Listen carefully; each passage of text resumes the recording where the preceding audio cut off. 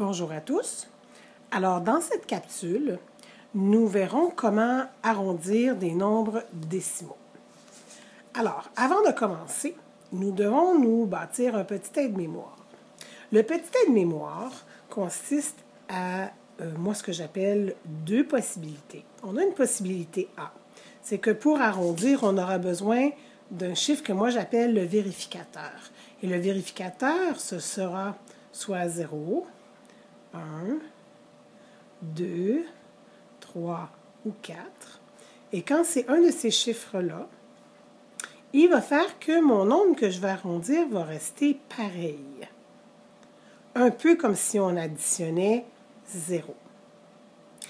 Et la deuxième situation qu'on doit garder en mémoire, que moi j'appelle la situation B, qui sont les chiffres 5, 6, 7, 8 et le 9, qui, eux, auront pour effet d'augmenter ma position que je veux arrondir. Un peu comme si j'augmentais de 1. Alors, je garde en mémoire ces deux situations-là qui vont m'aider pour faire mes arrondissements.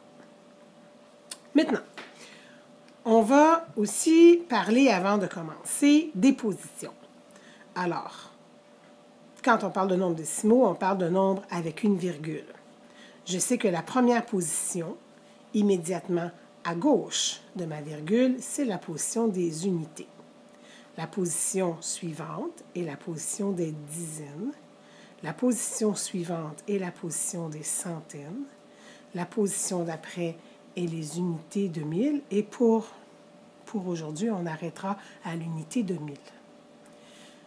Du côté droit de ma virgule, mes positions sont, ici je vais les écrire au complet, la position dixième. Remarquez la différence. Ici, c'est dixième et de ce côté-là, c'est dizaine. Alors, il faut faire attention à quel mot on entend. Ensuite, après dixième, nous aurons centième, qui est différent de centaine. Et la position ici qu'on appellera le millième, comparativement à unité de 1000. Et celui-là, on se trompe rarement puisque c'est deux mots vraiment différents. Alors, les positions qu'on doit faire attention, c'est ces deux-là. Maintenant qu'on a établi ça, on peut penser pouvoir faire des arrondissements. Un arrondissement, c'est qu'on veut trouver une valeur qui est la plus proche possible d'une certaine position. Donc, je prends par exemple 5, 3, 9, 7, virgule, 8, 2, 6. Alors, 5397 et 826 millièmes. Je vais vous demander maintenant de m'aider à arrondir la position, ce nombre-là à la position centième. Donc, ça va être demandé comme ça. On va vous demander d'arrondir 5397 et 826 millièmes au centième près. Alors, comme vous remarquez, j'ai expliqué qu'arrondir, c'était trouver une valeur qui est le plus près possible d'une position qu'on me donne. Donc, ici, centième près, je vais devoir identifier la position centième, puisque c'est elle que je veux arrondir. Je vais donc encadrer le chiffre 2 qui représente ici mes centièmes. Pour pouvoir vérifier mon arrondissement, je vais devoir utiliser le chiffre qui est immédiatement à droite de ma position que je veux arrondir. Dans ce cas-ci, on a le 6. Je prendrai donc le 6 et je vais changer mon stylo. Je vais prendre un stylo rouge. Et mon 6 va me permettre d'aller vérifier dans mes deux situations possibles. Donc, mon 6 représente-t-il la situation A ou la situation B? Alors, comme on voit ici, mon 6 est dans la situation B qui me dit « J'augmente de 1 ma position à arrondir. » Donc, Je vais prendre mon plus 1 et je l'applique à la position que je dois arrondir. Pas à mon vérificateur, non, non, à ma position que je veux arrondir. Et je vais faire une addition. Donc, comme je veux arrondir au centième près, tous les chiffres qui seront à droite de ma position centième seront éliminés parce que je suis à droite dans les positions qui sont des décimales. OK? On va voir plus loin pourquoi je vous dis ça. Donc, je retiens que mon 6, lui, ne fera pas partie de ma réponse. Cette position-là va être éliminée dans ma réponse. Je ferai donc 2 plus 1, qui me donne un 3. Mon 6, je vous ai dit qu'on éliminait. Le 8 plus rien, ça fait 8. Je repositionne ma virgule. Je placerai mon 7, mon 9, mon 3 et mon 5. Donc, j'aurai comme réponse finale, je peux donc dire que 5397 et 826 millièmes, arrondi au centième près, aura comme réponse 5397 et 83 centièmes. Ensuite de ça,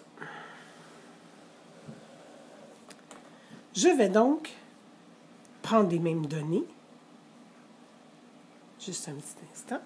Okay. Je vais donc reprendre les mêmes données. 5397 et 826 millièmes. Je vais reprendre mon chiffre de départ.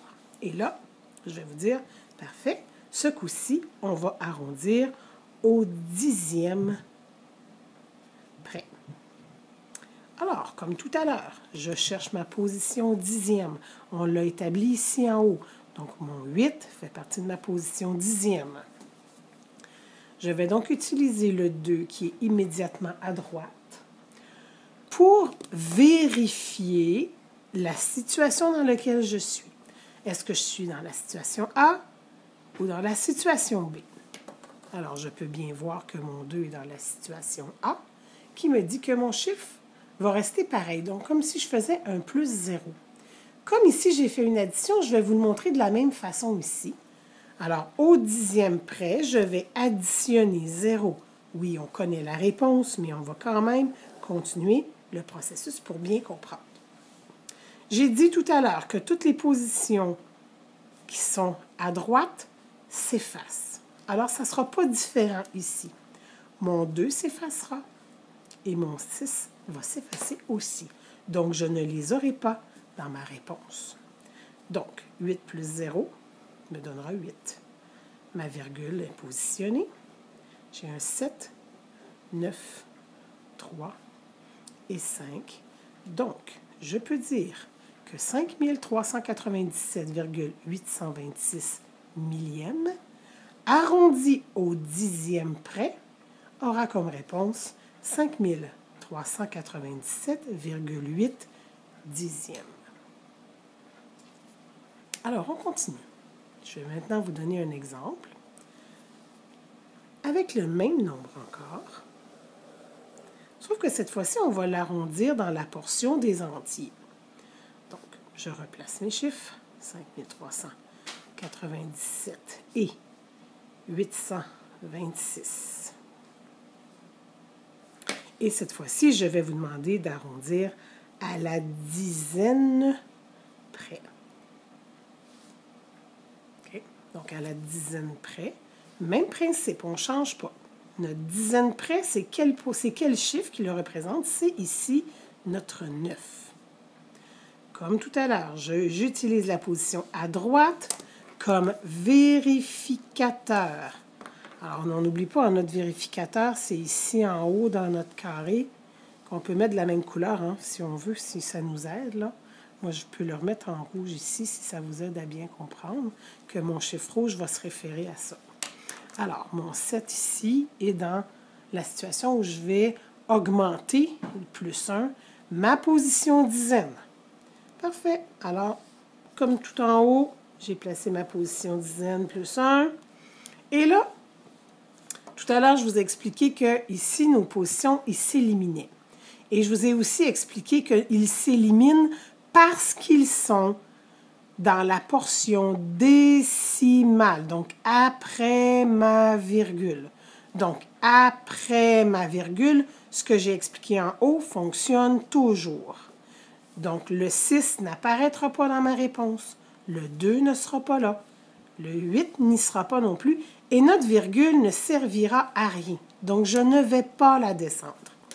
Par contre, ce qui est très important de comprendre, c'est que ma position unité, toutes les positions qui sont dans les entiers, donc qui sont du côté gauche de ma virgule, doivent être représentées à ma réponse. Je n'ai pas le choix.